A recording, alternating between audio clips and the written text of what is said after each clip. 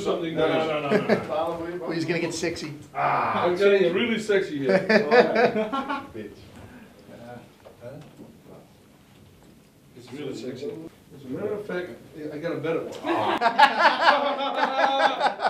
This one is a smaller shirt, so I look more muscular. Oh, nice. There you go. Okay. All right, folks, here he is, the busiest manager in all of K1. I like to call him the Bobby the Brain Heenan of the K1. It's Bas the Brain Boon. Bas, great to see you as always, brother. You are the busiest fight manager in the world. You've got half the card under your wing.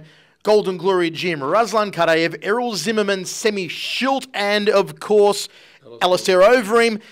Don't forget the reserve fights. And the whole fight card is stacked. I'm just going to concentrate on the Grand Prix. There you go. My simple question, very simple. Who's going to win the Grand Prix? Golden Glory. Which Golden Glory fighter specifically is going to take home the strap? It will be a Golden Glory final. Between? Come on, go out on the line. Don't sit on the fence. You get splinters in your ass that way. 4 Golden Glory fighters, man. They're all going to advance. It's going to be, we should call it GG1. Okay, now, look. I think it's like Saki said, I think a lot of people underestimate Errol. For the first time in his life, he's been serious. So that's going to promise a lot. Yeah, I mean, Semi is in a very good shape. Karayev, after he had a serious injury for a long period of time, but he's also, there's no injuries this time. And everybody prepared very well. And of course, it's a luxury to train with so many heavyweights at the same time. And they all grow. So it will depend. Look, a tournament's a tournament. But, of course, Alistair has been doing very well in K1. Then again, Karayev, you know, all of them have a speciality too. I mean, Karayev has a hard punch. Overeem is very dangerous with his knees. Schilt, you know, has a wicked front kick and a wicked left. Saki is speedy as hell.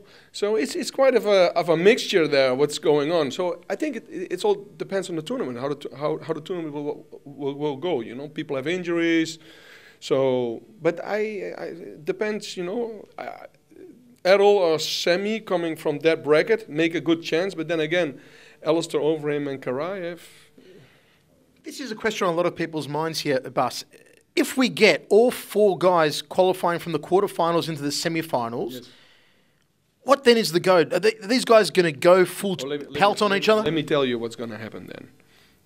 The fights are going to be even more awesome than a normal fight because they already now for 2 months, it's crazy. I get completely nuts with them bragging as I'm gonna beat the shit out of you in the finals. No, you will see. I'm gonna crap the shit out. It just, I mean, for 2 months long, they're already telling that, you know, I'm gonna meet you and I'm gonna meet, even in the half finals, I'll kick the crap out of you. So it will be an honor for GG2 to see who's the strongest. So there's no gonna be any presence, man. It's gonna be a war out there, man. You can expect to see some blood.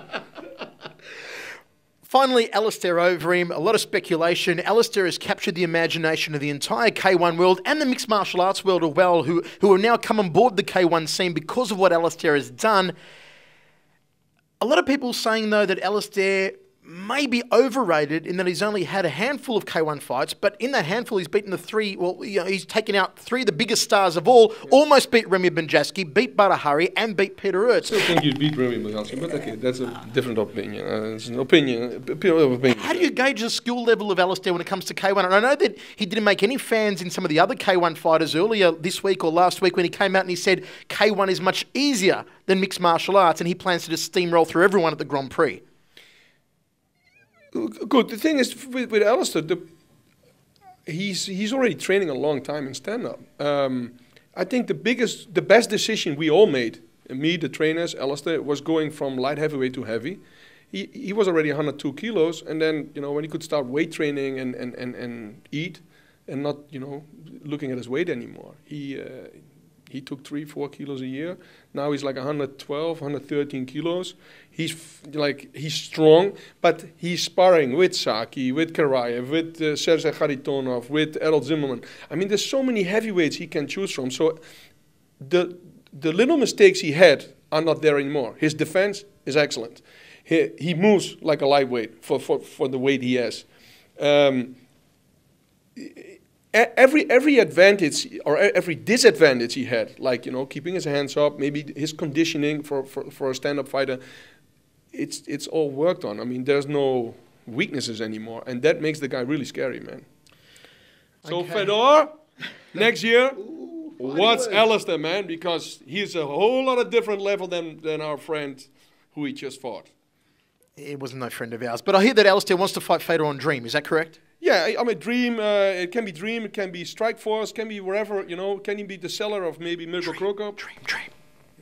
Get him on Dream. We want to see him on Dream. Nowhere else, on Dream. Okay, then we'll go with Dream. Can hook it up here. Bas Boon can hook it up. Folks, there's one man this weekend who cannot lose. This is him. Some way or another, he is going to come out the winner. The busiest manager in all of fight sports, the brain, Bas Boon, brother. Always an absolute pleasure. Thank you. Watch Golden Glory, man. It's going to be a bloodfest there. Fighting words from the brain.